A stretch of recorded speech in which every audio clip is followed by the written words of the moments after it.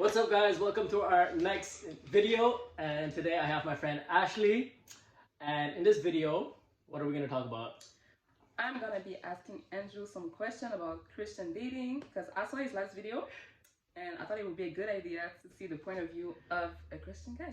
And so I invited her on to come, and so she's going to ask me some questions. I don't know what are the questions, so we'll see how it goes. Okay, let's go. So first question. What are Christian guys looking for in a Christian woman? And I just want to emphasize that when I'm talking about Christian guys, I'm talking about born again, follower of Christ, filled with the Spirit of God. Yeah. Okay? All right, that's a good question. I think Christian guys, the first thing that's like most important is that she has to be born again. Like she has to be truly saved, not just like a churchgoer, not just someone who says they're a Christian or their parents are a Christian, but someone who is truly born again, who repented of her sins and who gave their life to the Lord and has a relationship with God. I think that's something that Christian men look for in a potential spouse. Someone who prays, someone who understands biblical principles and even biblical roles in the marriage. For example, a woman who is humble is very attractive to Christian men. Someone who is teachable. Yeah, and of course, the physical appearance is also important as well, because you want to be attracted to the person that you marry, right? Yeah, and I think those are the main things that Christian guys look for in a woman. Okay, that's good. So, do guys like when women make the first step? I can only speak for myself. I know some people don't like it because some people want to feel like they're the man, like they're the one who takes the lead. But for me, I really don't mind it. I really don't mind it when girls take the first step. Why? Because it makes it so much easier, you know. Because like as men, some people like they're very easy. It's very easy for them to approach girls or to make the first step, but for others, it's not so easy. Like for myself, like I'm not very good at making the first step because, like, you know, I'm afraid of getting rejected or getting humiliated or whatever. So sometimes when a girl makes the first step, it just makes it easier, and it's flattering, you know, because actually guys, I don't think they get that as much as girls do, right? Girls are more used to like getting approached, but guys, they don't get that often. So when it does happen, it's like it makes you feel good. So for me, like, I feel like guys in general would appreciate it if girls did make the first step. But you know, traditionally the guys is the one who make the first move. So I guess it really depends. Like, yeah. But do you want her to be like really blunt about it, really like straightforward, or just be subtle, or like when she makes the first step? Yeah. Well, sometimes like when you're too subtle, like you can't really tell like if the person is like interested or not, you know, because you could just, because some girls are just really friendly with like everybody, you know, and so like it's easy to think that someone likes you because they're friendly with you, but maybe that's just their personality, you know. So if it's too subtle, then it might not be very obvious, you know. But so I think it makes it easier when a girl is like at least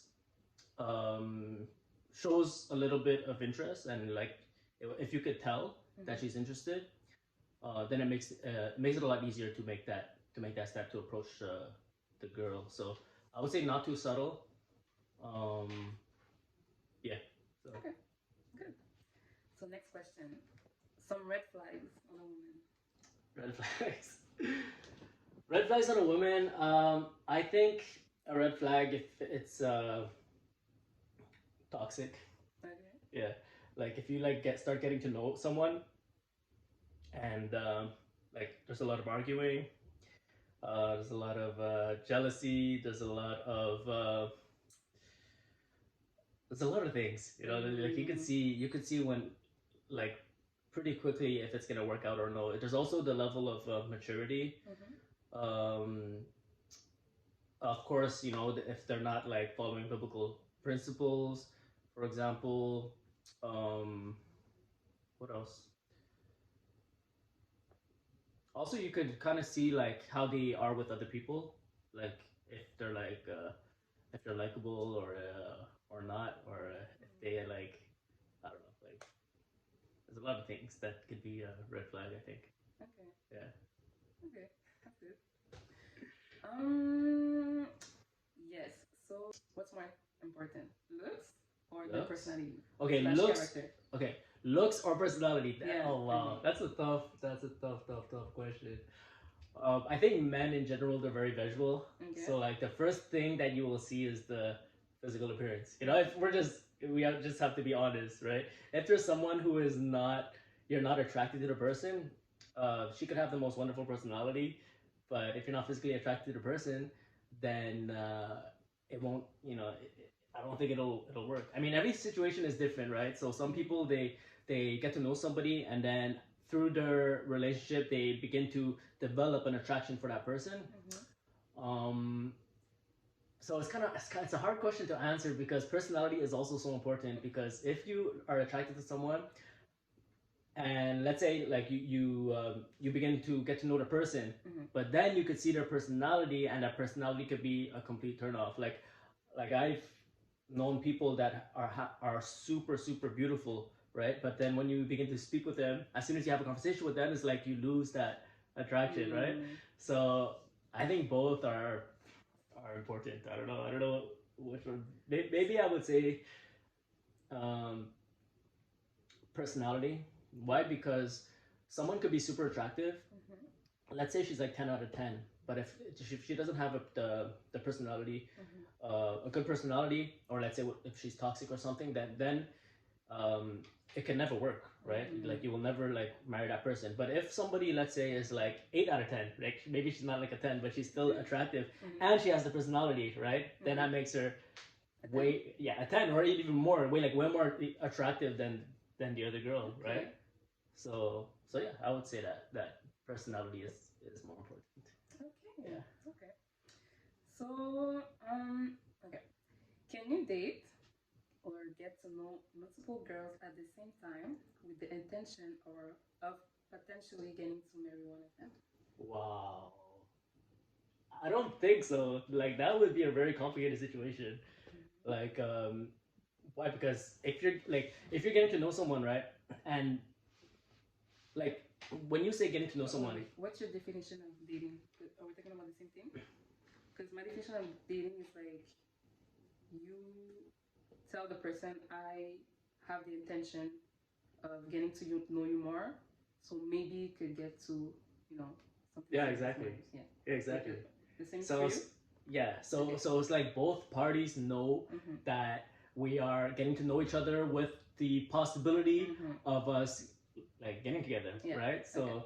if you make that commitment that verbal commitment with someone and you're doing that with multiple people, that in itself is a red flag. Like Okay. if somebody is like, oh yeah, I want to get to know you, but I also want to get to know this person and I want to get to know this other person, then that will not work because I would not tolerate that. Like Okay. I'd be like, no, if you want to get to know me, then it has to be just us. Like not gonna be okay with you getting to know multiple people. Like so yeah, that's like it's like an open relationship, which is not biblical. So I definitely don't agree with that. But if it's like not dating, right?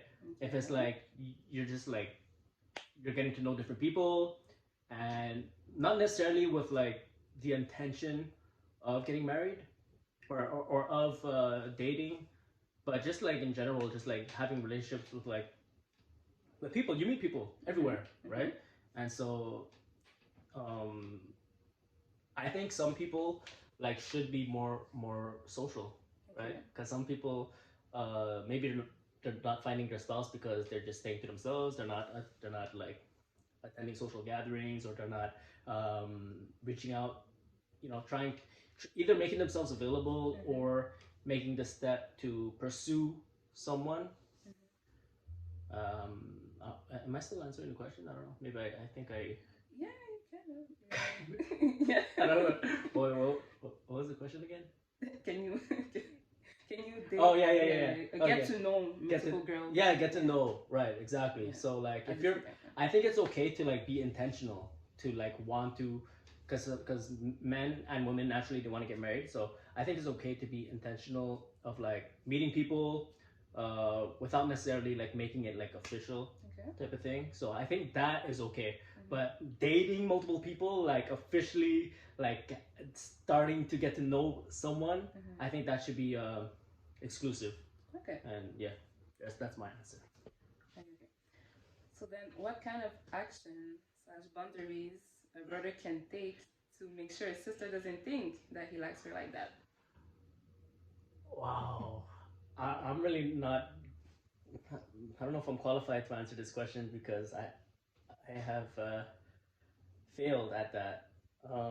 Because you know I'm very friendly with like, oh my gosh, my hair is so messed up. Yeah. But the question, it was okay. No, I messed up. No, please No, don't put no, it no. back. Okay. Okay, yeah. So, what was the question? What kind of action boundaries a brother can take to make sure that his sister doesn't think that he likes her like that? Right. Like I was saying, like me, I'm really friendly with everybody, right? Mhm. And so like I have um so sometimes like because I'm very friendly, some people may have like may get like the wrong impression, Mhm. and so yeah, I haven't been very good at that. But I think some things that you could do to make sure that the person is doesn't get like wrong signs. Mhm. I think it would be like not be so like flirty or not be Okay. like so touchy or sometimes like if let's say a girl wants to engage in a lot of conversations, then you kind of don't engage with that same interest Okay. energy, Yeah. and then like eventually like she'll get the idea, Mhm. or she'll get the signs. So I guess just like being cautious, keeping distance, not calling them like late at night, not you know, obvious things like just don't give like false hope. Mhm. I think. Yeah. Did I answer that the question? Yeah, but I want to learn from your experience. Like you said, you failed at that. So, what are the things that you think you could have done differently? Um, maybe what I could have done differently, but I don't know if it's all my fault to be honest. Okay. No, for real, I don't. I don't know if it's all my fault because, um, but I think, you know what? I think that if it happens that like someone gets the wrong idea, um, then because I think it's inevitable that some girls will be attracted to you regardless of what you do. Okay. If even if you don't give them like signs, what do you think? I don't know. Yeah, I think it's possible Yeah. that they just like you. Yeah, exactly. So Mhm. so sometimes like it's like I didn't do anything, right? All I'm doing is like serving God, and like, and I think that like if you're like doing something like productive, like girls are also attracted to that. Um, but at the same time, maybe I sometimes I have been too friendly or too yeah, definitely. I think so. I think definitely like there have been times where I've been too friendly.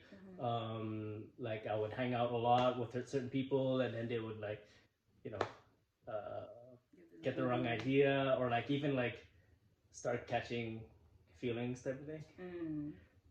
Yeah, that's my answer. Okay. Um, can I ask any advice for a brother who to go over the fear of rejection? Brothers, Yeah. advice for people fearing rejection. Yeah. Okay, Like a guy. okay. Yeah. Yeah, I think in the same way that we overcome the fear of rejection when we evangelize, Mm. it's kind of similar, Okay. right? Because when you evangelize, um, you know that not everybody is gonna get saved, right? But you want to win as many souls as possible, and therefore you're going to speak to as many people as possible, you're going to pray for as many people as possible, and you will get rejected, right? But the more you like persevere, the more you find people that are receptive, right? So I think it could be similar when it comes to like finding a potential wife. Like if you're attracted to someone, you see that that person could be a potential spouse, then you could, with um, that same motivation of like winning souls, is like you could. What if they don't evangelize? I don't know. I don't know if you don't know that. No, but it's just an analogy that I'm using, right? Like even if you don't evangelize, you know, you understand the analogy. It's like sales, right? Sales is very similar to evangelism. It's like if the more you speak, you pitch people, the more you speak to people, the more that you will sell, right? I used to work at a telemarketing company, and my secret was just to talk to as many people as possible, which means that I would get rejected as many times as possible. And so even though I was really bad at sales in the beginning, like I just used that principle, and I said I'm gonna have more calls than all of my colleagues and talk to as many people as possible, and then I ended up like being very very good and like one of the top salespeople, just using that trick, you know. So the same thing applies for evangelism, the same thing applies for sales, and I think the same thing applies for finding a potential spouse. But yeah, like I said, I also need advice. So if you guys have advice, comment down below. Yes. Okay. Should you pray for specific things in your future wife?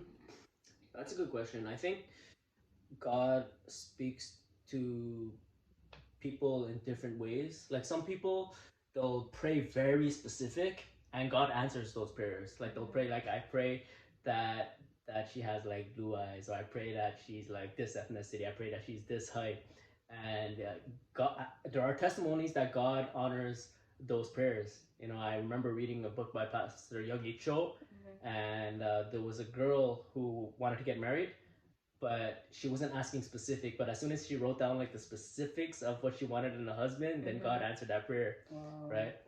But me personally, I don't really pray like that. For me, it's like as long as like it's somebody who is compatible with me, or someone I'm attracted to, someone that is a believer, born again, with who I could build a family with, then I'm okay with that. So I pray more general.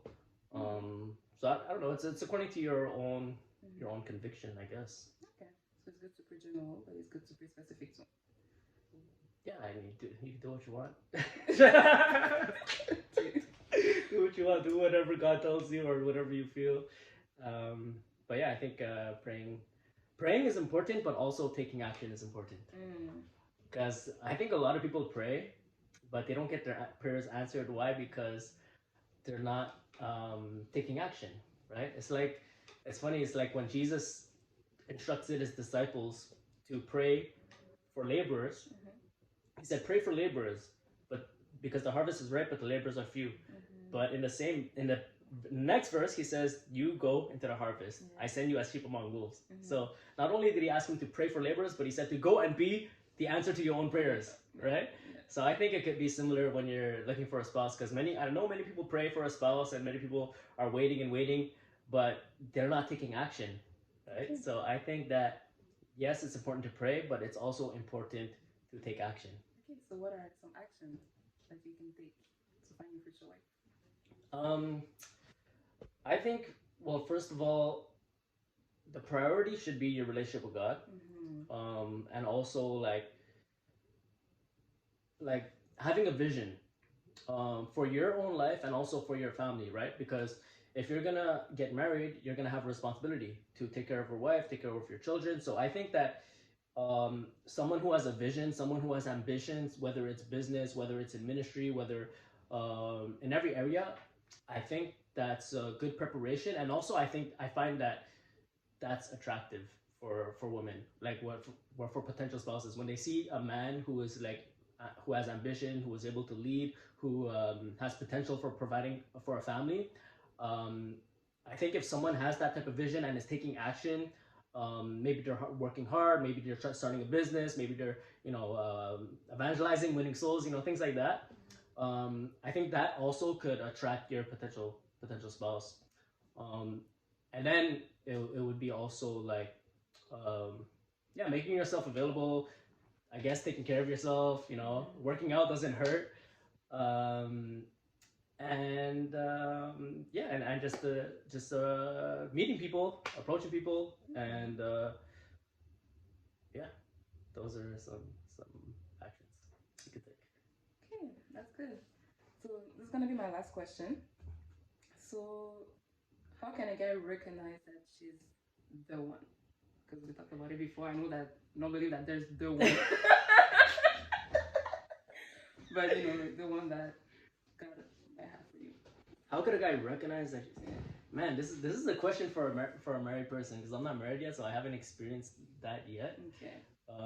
But I think it's different for everybody. Like some people, I think like they will see it right away. Like there are stories like that as soon as they saw the person, they knew, or it's like God told them. And so like God tells you that the person you're sitting next to is your wife. Like there are testimonies like that too. But then there are other testimonies of like someone who has their friends, like it's a friendship relationship, like they're in the friend zone stage. But then eventually it's like God reveals to them that you have to marry that person. But I think that it's important to have a lot of confirmations, because the person you marry is like, I always say, it's like the second most important decision that you're gonna make in your life. After, like, the first is giving your life to Jesus, and then the second is who you marry, because the person you will marry, they will either bring you closer to God or they will bring you further from God. So it's like an elevator. It'll either bring you up or bring you down, right? So definitely, it's important to have a lot of confirmations. So God can speak to you in dreams. God could give you conviction in your heart. God could. You have to choose the same way that you have to choose your friends wisely. How much more do you have to choose your spouse wisely, right? So you gotta examine their character, and also not forgetting to examine yourself as well. Because many people, they want a spouse, but have you asked yourself, are you the spouse that person would want too, right? So we also have to look at ourselves, work on our own shortcomings, because the same way that you judge others, people will judge you, right? If you say, oh, this person is toxic, this person is this and that, therefore she's not my wife, people may be saying the same thing about you, that you're not this, you're not that, you don't have this, you don't have that. So yeah, it's good to examine ourselves as well, and that's it. Yeah. Okay, good. Okay, I see it was my last question, but what you said made me think of a question. How can a brother get out of the BIC zone? The BIC zone. The brother in Christ. Brother in Christ. Oh my god, yo, you have to tell me. Like you should be able to answer that question. No, you're the one answering. Why? I've been in that zone many times. Wait, brother in Christ zone. How do you get out of the brother in Christ zone? Yeah, in your opinion. In my opinion, I think that you just said like you've been in that position, so like you can learn from your mistakes, right? I mean, if you're in the brother in Christ zone, I think at some point you have to make the move, and like, bring it up, right?